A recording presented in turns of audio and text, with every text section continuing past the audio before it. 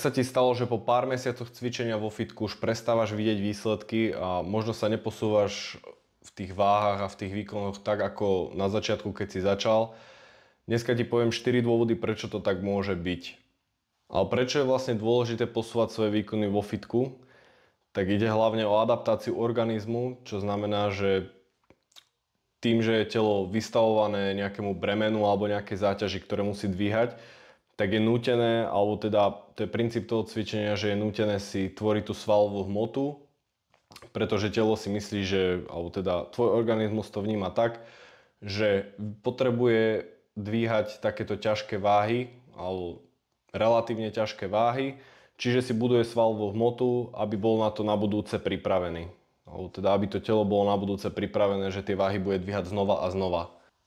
A tým, že si vybuduje túto svalovú hmotu, tak si počas to telo na to zvykne. Čiže sám to cíti, že tie váhy, ktoré si dvíhal na začiatku vo fitku, už nie sú pre teba také ťažké, ako keď si prišiel. Hej.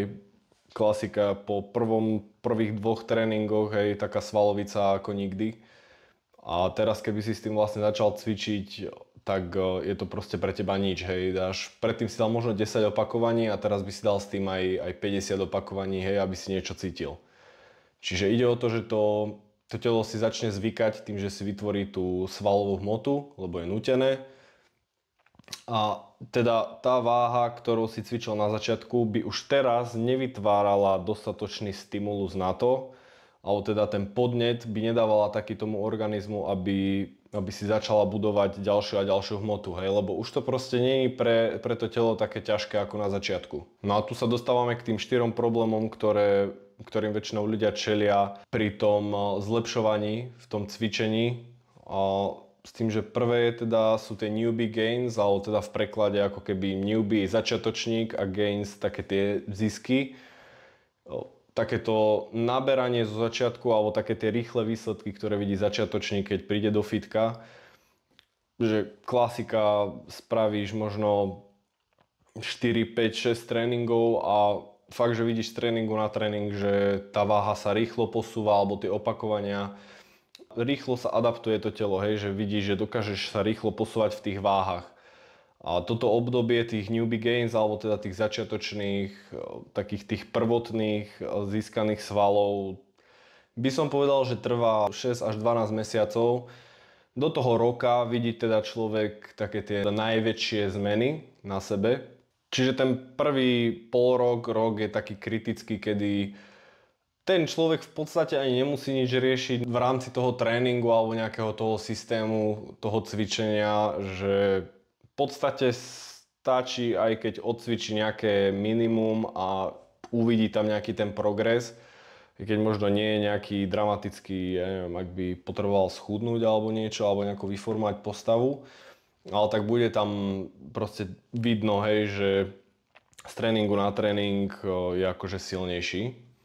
Lenže u veľa ľudí, napríklad, čo môžu mať nejakú horšiu genetiku, prejde to obdobie tých newbie gains, dajme tomu toho pol roka a potom už cítia, hej, že na tých tréningoch nevládzu a sú unavení stále viac a viac a neposúvajú sa tak ako na začiatku. Už sa to telo sa proste nemení tak ako, hej, radosť z prvých 2-3 kg schudnutých. Alebo že tu na mi začne byť vidno sval taký, ktorý som nikdy nevidel, takže veľa ľudí ani o tom nevie, ale ako keby často sa opínajú na ten prvý rok a po roku, keď vidia, že to proste nejde a neposúvajú sa nikde, tak prestanú cvičiť, hej, a tento cyklus sa takto opakuje aj niekoľkokrát, hej, klasika, poviem po koľkých rokoch, zase si povie, a na nový rok si dám predsavzatie, začnem cvičiť a zase prvého pol roka, rok vidí také tie úspechy svoje a zase, keď prejde to obdobie a začne to byť ťažké, hej, tak nevidí v tom zmysel a prestane zase cvičiť. Čiže netreba sa opínať na tie začiatočnícke, hej, malé úspechy, na tie newbie gains. A druhý problém, ktorý je asi najčastejší, jeden z najčastejších, čo vidím u ľudí, že si nezapisujú tréningy a nie je to akože nič ťažké, nezabere ti to fakt, že dlhý čas, proste počas toho, ako cvičíš, máš pauzu, tak medzi tými sériami si proste vieš do nejakého proste poznámkový blok, čo máš v telefóne, vieš si zapísať, hej, že napríklad išiel si leg press, hej, 3x8, hej, 3 série po 8 opakovaní s 50 kilami, predkopávanie a tak ďalej, hej, že nezaberie ti to toľko času, ale vie to byť veľký benefit z toho hľadiska, že sa vieš potom z tréningu na tréning odrážať ďalej. Je v prvom rade dôležité, aby si, keď si to zapisuješ, aby si vedel potom na ďalšom tréningu, že čo si cvičil. Čiže išiel som leg press, predkopávanie, zakopávanie, lítka napríklad. A koľko som išiel, hej, a koľko opakovaní sérií a akú váhu na jednotlivé cviky.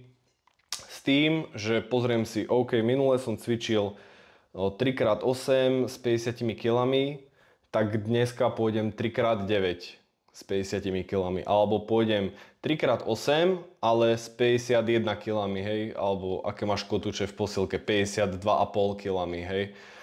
U nás sú najmenšie 1,25, čiže hej, išiel by si napríklad 52,5 kg. A potom zase na ďalší tréning pozrieš si, aha, išiel som 3x8 x 52,5, tak zase pridám a pôjdem 3x8 x 55 napríklad. Čiže vlastne zapisovať by si mal ten tréning kvôli tomu, aby si vedel, aké cviky si išiel, aby si ich proste často nemenil, lebo to je tiež ďalšia chyba, ktorú robia často začiatočníci, hej, buď Tour de stroje, hej, čiže prejdem si všetky stroje, čo sú vo fitku a to je môj tréning, alebo často menia tie cviky, povie si, už som išiel dvakrát po sebe leg press, tak teraz poviem miesto toho drepy.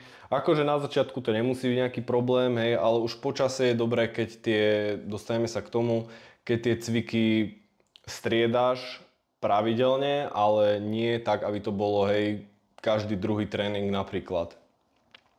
A druhá vec, aby si vedel, koľko si išiel opakovaní sérii, akú váhu, s tým, že pozrieš si, minule som išiel toľko, tak dneska pôjdem napríklad o jedno opakovanie viac. Hej, to je taká asi najčastejšia metóda, ako sa posúvať. No a s tým sa vlastne spája tento druhý bod, čo je progressive overload, alebo to je taká tá druhá chyba, ktorú robia ľudia. Čiže progresívne zvyšovanie záťaže, čo neznamená priamo, že musí to byť len zvyšovanie váhy z tréningu na tréning, ale môže to byť, že pridám buď opakovanie, alebo pridám sériu, hej, a takto sa vlastne stále sa pomaličky posúvam hore a hore, za každým urobím viac ako minule. Ja to u mojich klientov robím tak, že vlastne keď sú v takejto tej začiatočnej fáze, dajme tomu do tých 6 mesiacov, že ideme napríklad nejaký cvik, vymyslím si ten leg press a ideme 3x8 x 20 kg, dajme tomu. Potom viem, že ďalší tréning pôjdeme aspoň 3x9, ideálne aj viac, keď vidím, že vládze 3x10, hej, alebo možno, že zvládne viac 3x12, hej, krát 20 kg. Potom na ďalší tréning zase vidím, zdvihnem na tých 12 a už keď dám s tým klientom 12 opakovaní na danom cviku, poviem si OK, možno, že by už zvládol vyššiu váhu. U tých, ktorí sú fakt, že v tých začiatočných fázach, no už by určite zvládli váhu. Keď vidím, že to je už také, že dosť ťažké, ten človek cvičí už pár mesiacov. Na budúce ešte skúsim 4 série, čiže ideme 4x12 s tou váhou. A toto keď dá bez problémov, alebo teda vidím, že zvládne to, hej, trošku sa potrapí, ale vidím, že dá to, tak poviem si OK. A na budúce už viem, že môžeme ísť zase 3x8, ale išli by sme napríklad teraz 25, hej. Čiže takýto je ten cyklus toho cvičenia, že prechádzame vlastne z tých 3x8, 3x10, snažíme sa dostať teda z 3x8 na 3x12, 4x12 a keď dá 4x12, tak zase začne na 3x8, ale zvýšime váhu. A zase 3x8, 3x10, 3x12, 4x12 a zase zhodíme opakovania, pôjdeme zase 3x8, ale zvýšime váhu. A takto vlastne postupne, hej, pridávame váhu opakovania a postupne sa to dorovnáva. Čiže to je taká metodika akože pre v podstate tých začiatočníkov, že vieš, že bude ti to fungovať celkom dlhú dobu, nemusíš zatiaľ riešiť nejaké iné metodiky, malo by ti to fungovať dosť dlho na to, aby si sa posunul so svojím telom, so svojimi cieľmi, ale nie je to na furt, nedá sa takto cvičiť stále, napríklad ja po skoro 11 rokoch by som už takto nemohol cvičiť, lebo treba tam už upravovať aj trošku iné tie tréningové modality. Není to len o tomto, ale treba sa posúvať aj v iných veciach, alebo ten tréning sa dá upraviť a ako keby zvyšovať z tréningu na tréning aj v iných veciach ako len v tomto. Ale na začiatok ti úplne toto stačí. Čiže toto boli 2, 3 a 4, to je asi najpodstatnejší a to je dosť častá chyba, čo vidím aj u ľudí. Sice cvičia dlho, majú výsledky, môžu dobre vyzerať, ale neposúvajú sa tak, ako by mohli, nenaplňať ten svoj potenciál tak, ako by mohli. Nie je to proste, nenaberajú svalovú hmotu alebo neposúvajú sa v sile alebo v estetike tak, ako by mohli. Hej. Čiže ako keby ten čas nevyužijú najefektívnejšie. A to je vlastne 4. vec, ktorá sa volá periodizácia v tréningu. Ja to tu aj napíšem. Budeme písať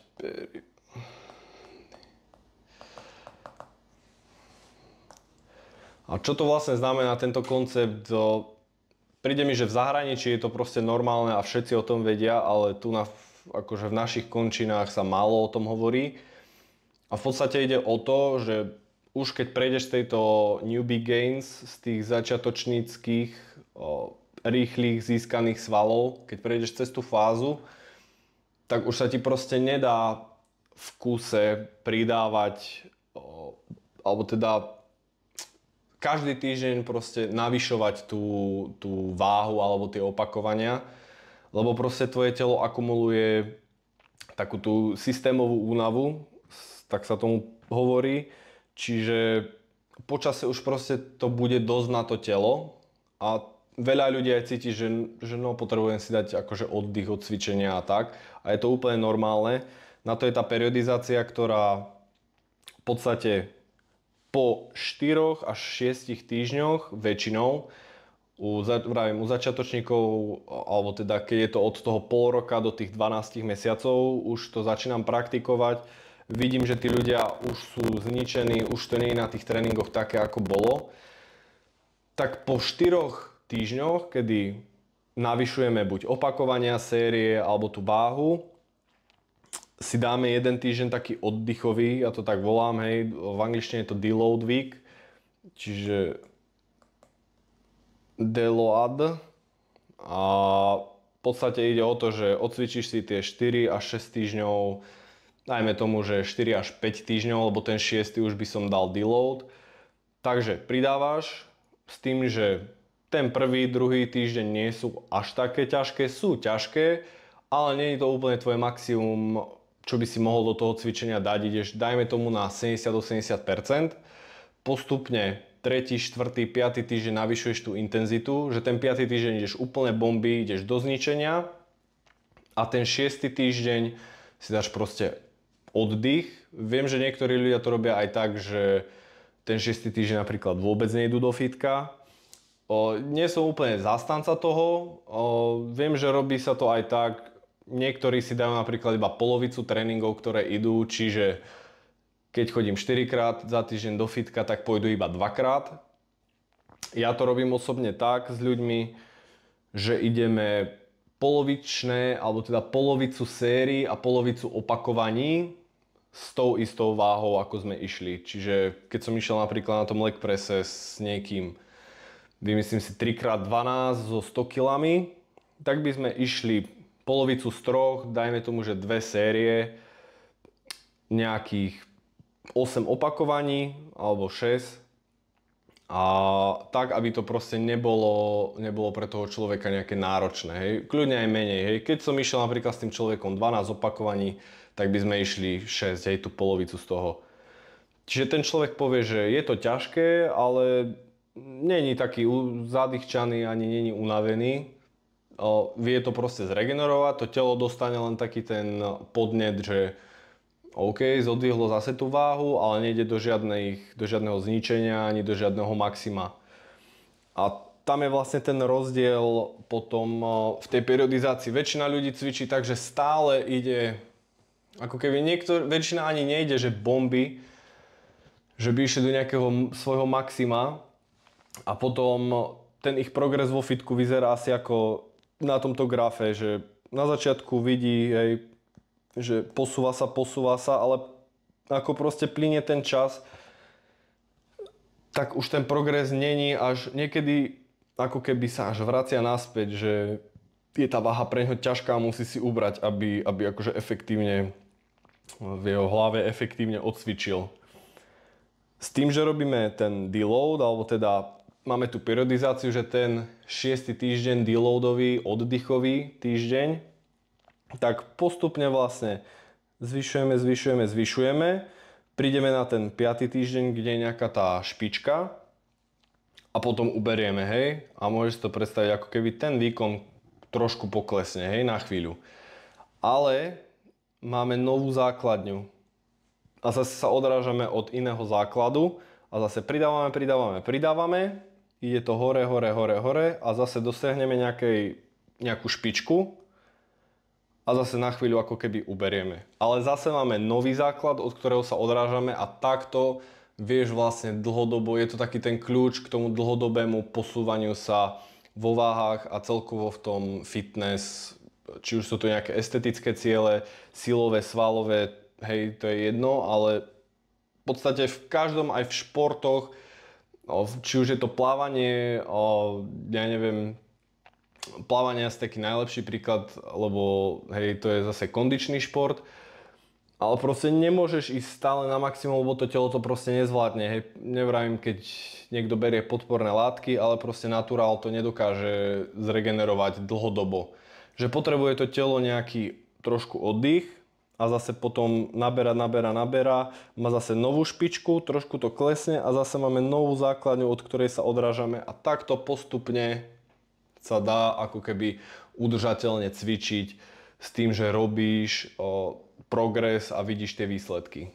To je z tohto videa všetko a ak náhodou potrebuješ pomôcť s týmto tréningom alebo vlastne máš problém sa posúvať ďalej v tréningu a tvoj tréningový plán teda asi nie je ideálny, tak mi kľudne napíš do komentárov a pozrieme sa na to.